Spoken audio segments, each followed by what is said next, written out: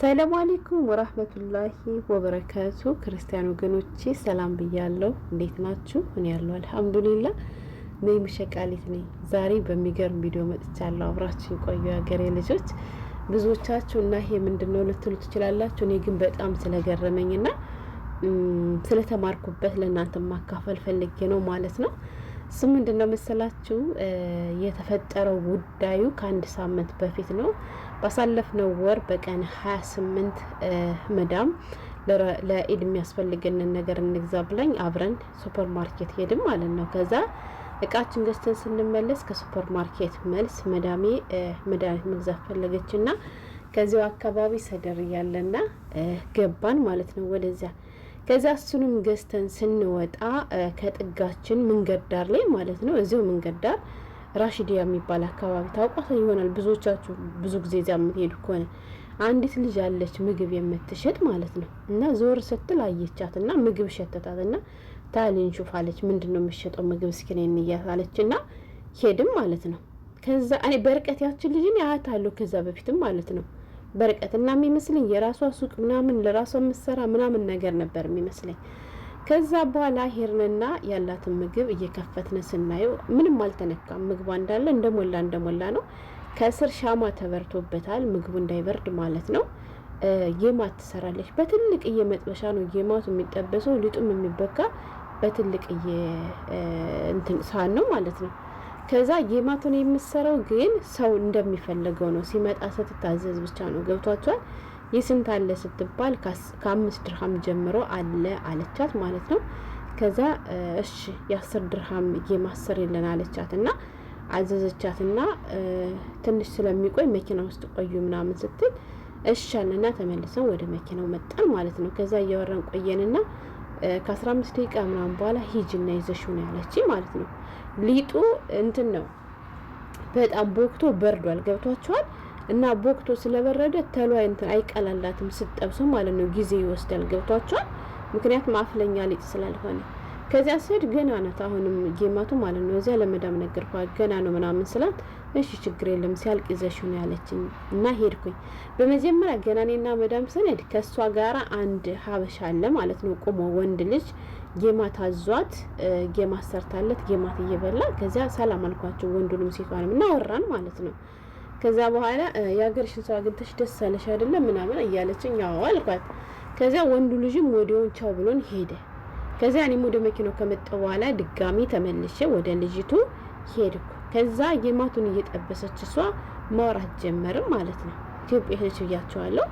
ማውራት ጀመረ እና በጣም ነው የምታሳዝነው ብታያት እግሯ መቆም አቅቷታል። ወላሂ ጫማውን እያወለቀች ነበር የምትቆመው ማለት ነው። ለምን አብዝታ ስለምትቆም እግሯ ተቃጥሎባት ከስር እያቃጠላት እግሯን አልፎ ደግሞ ብታዋት ፊቷ ከጥቅም ውጭ ሆናለች። በጣም ታሳዝናችኋለች። ወላሂ እኔ አረብ ሀገር የኖረ ሰው ለመጀመሪያ ጊዜ እንደዚህ ያለ ፊት ሳይ ማለት ነው። ከዛ ፊቷ ሁሉ ብልሽት ብሏል። እና ከዛ በፊት በርቀታታለሁ እንጂ ለማን እንደምሰራ ምን እንደምሰራ አላውቅም። የዛኔ ግን እድሉን አገኘውና ጠየቅኳት። ግን ለራስሽ ነው የምትሰሪ ወይስ ምንድነው ስራት? አረ እኔ አረብ ቤት ነው ተቀጥሬ የምሰራ ቀንና ማታ የቤቷን ስራ ታሰራኛለች። ቀንና ማታና ጧት የቤቷን ስራ ታሰራኛለች። ቀን ደግሞ ከዚህ እንድሰራ ታደርገኛለች አለች። ከዛ እንደውም ይሄን ሁሉ እየሰራች ደግሞ ከቤት ትሰራለች ስላት አዎ እንደውም ከቤት 2 ቤት ነው የምሰራው አለች ማለት ነው። ከ2 ቤት ነው የምታሰራኝ።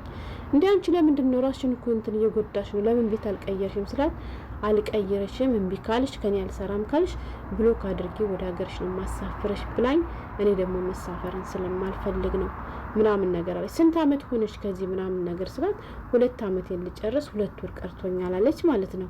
ከዛ ግን ስንት ደሞዝ ይከፈልሻል እንደዚህ እየሰራሽ እንደዚሁ ከጥቅም ውጭ ነው ፊትሽ ምናምን ስላት 1200 ብቻ ነው የሚከፈለኝ አለች። ካሁን በፊት ሌላ አረብ ሀገር ስለሰራው የምትከፈለኝ 1200 ድርሃም ብቻ ነች። ለዚያው ደሞዝ 2 አመት እንድጨርስ ነው 1 ቀን በእጄ ሰጣኝ አታውቅም አለች ማለት ነው። አካውንት ሰጣታለሁ በአካውንት ብቻ ነው የምታስገባልኝ አለች። ከዛ እነ ለፊትሽ ታዲያ ለምን ክሬም ምናምን ነገር አትጠቀም ስላት የሆነ ጊዜ ገዝታልኝ ከዚያ ስትቆሚ ሰው ፊትሽ እንትን ሲል ይጸየፋል ምናምን ብላ ክሬም ገዝታ ሰጣኝ። ያንን ክሬም ተጠቀሚው ተሽሎኝ ነበር አለች። ከዛ ክሬሙ ሲያልቅብኝ ድጋሚ ተነሳብኝ አለች። እና ለምን የዚያን የሆነ ግዢልኝ አትያትም ስላት እገዛልሻለሁ ትላለች፣ ግን አልገዛችልኝም። እኔም ደግሞ በእጄ ብር ይዤ አላቅም እንዳልገዛ ምናምን አለች ማለት ነው። ከዛሽ ክሬሙ ግን ስንት ነው የሚሸጠው አልኳት። እስካሁን ድረስ ጌማቱ አልበሰለም ማለት ነው። ከዛ እና ስንት ነው የሚሸጠው ክሬሙ ታዲያ ምናምን ነገር ስላት 75 ድርሃም አለች ማለት ነው። 75 ድርሃም ብቻ 100 ድርሃም እንኳን የማይጨርስ ማለት ነው። እሺ አሁን ሰው ማለት ብር አግኝተሽስ ክሬሙን ብትገዢ ውስጥ ታዲያ ከቤት ከሄድሽ በኋላ ከየት ገዛሽው እንዴት አመጣሽው ብላ ትጠይቅሽ አይደለ? በእሷ ብር የገዛሽው ይመስላታል ስላት የእሷ እኮ ተለክቶ ነው የሚመጣለች፣ የተሸጠው ተሽጦ የቀረው ቢቀር ራሱ ታውቋለች አለች። ተለክቶ ስለሚሰጠኝ ሊጥ ሲቦካ የምን ያክል ድርሃም እንደሆነ ክሪስ ሲመጣ የምን ያክል ድርሃም እንደሆነ እኮ ይታወቃል አለች ማለት ነው። እሺ እና አሁን ሰው ቢገዛልሽ እንዴት አድርገሽ ትጠቀሚያለሽ ስላት ችግር የለውም የራሴ ክፍል ስላለኝ ክፍሌ ውስጥ ደብቄ እኮ መጠቀም እችላለሁ አለች ማለት ነው። ከዛ እንደዛ እያወራን እያለ ከፖርሴ 100 ድርሃም አወጣኝና እንኪሽ ክሬሙን ግዢና ፍሽን ተቀበል፣ በጣም ተጎርተሻል፣ ግን ሁለተኛ ከዚህ ቤት እንዳትቀጥይ ምናምን ወደ ሀገርሽ ሂጂ፣ ከቻልሽን ወደ ሀገርሽ ሳትሄጂ አንቺ መስራት ፍላጎት ካለሽ የካንስሌሽን ወረቀት ተቀብለሽ እዚሁ ለመቀጠል ሞክሪ ስላት አዎ ብር የለኝም መስራት ፈልጋለሁ ልጆች እናት ነኝ አለች። ግን ደግሞ እሷን ብላኛለች ከቀጥልሽ ከኔው ጋር ቀጥይ፣ ከኔ ጋር ካልቀጥልሽ ግን ወደ ሀገርሽ ብቻ ማሳፈርሽ ብላኛለች። እና ያለኝ አማራጭ ሂጅ ድጋሚ መምጣት ነው አለች ማለት ነው። ከዛ 100 ድርሃሙን ስሰጣት 25 ድርሃም እንኪ ልመልስልሽ አለች። ለምን ስላት 75 ድርሃም ብቻ እኮ ነው ምናምን አለች። ክሬሙን ታውቂዋለሽ ስሙን ይሄው ሱቁን ቶሎ ሰደር የሆነ አንቺ እየጠበሽ ስለሆነ ላንጣልሽ ስላት አይ ራሴ በኋላ ስጨርስ እጄ ለሷ ጨርሻለሁ ብዬ ከመደወሌ በፊት ቀድሜ ሄጄን ያመጣዋለሁ፣ አንቺ አታውቂውም፣ ስሙንም አላውቀውም፣ በፎቶ ነው ዝም ብዬ ምናምን ሳይው ነው የማውቀው አለች ማለት ነው። ከዛ እታዩ መልሱንም ችግር የለም ብዬ ያንን 100 ብር ሰጥቻት ጌማቱን በሰለልኝና ጌማቴን ይዤ ወደ መዳም የተመለስኩኝ ማለት ነው። ከዛ አወራሽ አይደለ ከሀገርሽ ልጅ ጋር አለችኝ። አሁንም አንቺ እሷም ስልክ እያወራሽ ነበር ከእህቷ ጋር፣ ለዚያም ነው ጸጥ ያለች እንጂ አታስቀምጠኝም ነበረ።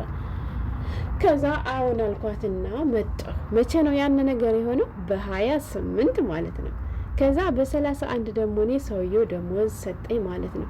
ወላሂ ነው የምላችሁ ይሄን ያክል አመት ስኖር እንደዚህ ያለ ሰጥቶኛ አውቅም። እንደዚህ ያለ ምንድነላችሁ የፈለኩት ሁሌም አዘርዝሩ ዝርዝር ብር ነው የኔና ቆሻሻ የሚጥለውን ሰውዬ የሱን ብር አድርጎ እንኪ የሱንም ስጭ ብሎ አብሮ ይሰጠኛል ማለት ነው።